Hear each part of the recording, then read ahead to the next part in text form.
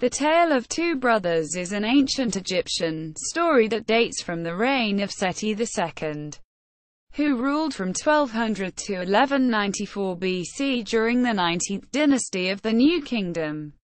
The story is preserved on the Papyrus D'Orbiney, which is currently preserved in the British Museum. Synopsis. The story centers around two brothers, Anpu, Anubis, who is married, and the younger Bata. The brothers work together, farming land and raising cattle. One day, Anpu's wife attempts to seduce Bata.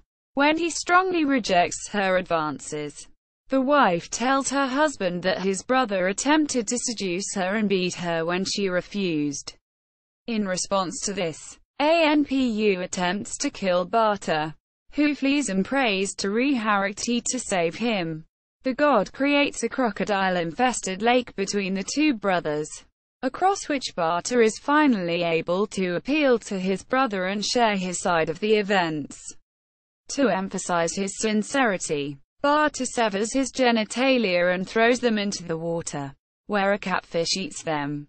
Bata states that he is going to the Valley of the Cedar, where he will place his heart on the top of the blossom of a cedar tree, so that if it is cut down, Anpu will be able to find it and allow Bata to become alive again.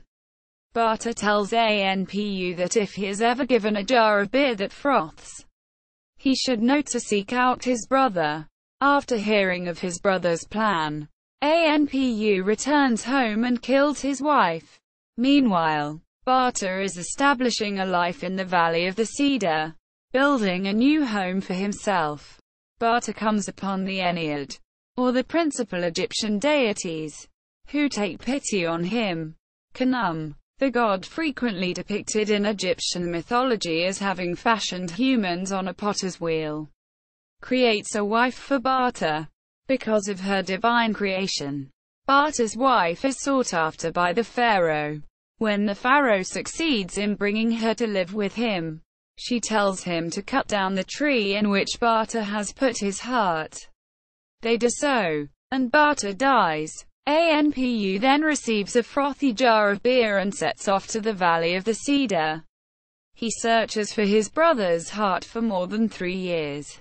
Finding it at the beginning of the 4th year, he follows Bata's instructions and puts the heart in a bowl of cold water. As predicted, Bata is resurrected. Bata then takes the form of a bull and goes to see his wife and the pharaoh. His wife, aware of his presence as a bull, asks the pharaoh if she may eat its liver. The bull is then sacrificed, and 2 drops of Bata's blood fall, from which grow 2 Persea trees. Bata, now in the form of a tree, again addresses his wife, and she appeals to the pharaoh to cut down the Persea trees and use them to make furniture. As this is happening, a splinter ends up in the wife's mouth, impregnating her. She eventually gives birth to a son, whom the pharaoh ultimately makes crown prince. When the pharaoh dies, the crown prince, a resurrected Bata, becomes king, and he appoints his elder brother Anpu as crown prince. The story ends happily, with the brothers at peace with one another and in control of their country. Context and themes. There are several themes present in the Tale of Two Brothers that are significant to ancient Egyptian culture. One of these is kingship. The second half of the tale deals largely with Egyptian ideas of kingship and the connection between divinity and the pharaoh. That Bata's wife ultimately ends up pregnant with him is a reference to the duality of the role of women in pharaonic succession. The roles of wife and mother were often simultaneous. Also, the divine aspect of his wife's creation could be seen to serve as legitimacy for the kingship of Bata, especially since he was not actually the child of the pharaoh. Beyond this, Bata's closeness with the Ennead in the middle of the story also serves to legitimize his rule. The gods bestowed divine favor upon Bata in his time of need. There are also several references to the separation of Egypt into 2 lands.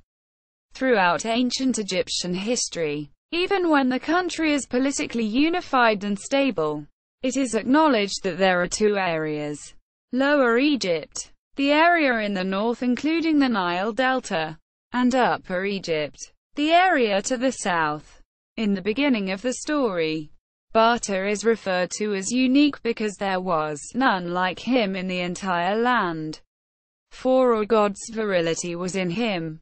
Additionally, whenever one of the brothers becomes angry, they are said to behave like an Upper Egyptian panther, or, in another translation, like a cheetah of the south.